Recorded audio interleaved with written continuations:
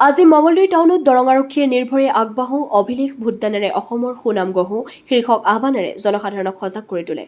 আগন্তুক নিৰ্বাচনৰ প্ৰতি লক্ষ্য ৰাখি আৰক্ষীয়ে ভোটাৰসকলক নিৰ্ভয়ে ভোটদানত অংশগ্ৰহণ কৰিবলৈ আহ্বান জনায়। এই কাৰ্যসূচীৰ জৰিয়তে দৰং আৰক্ষীয়ে শান্তিপূৰ্ণ আৰু সুশৃংখল নিৰ্বাচন সম্পন্ন কৰাৰ ওপৰত গুৰুত্ব আৰোপ কৰে। নিজৰ গণতান্ত্ৰিক অধিকাৰ প্ৰয়োগ কৰিবলৈ ৰাইজক উৎসাহিত কৰে।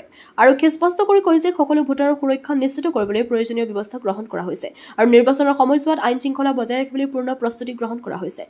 মঙলদৈৰ পৰা মিৰ চাহিদ ইৰফানৰ প্ৰতিবেদন AIN লাইভ।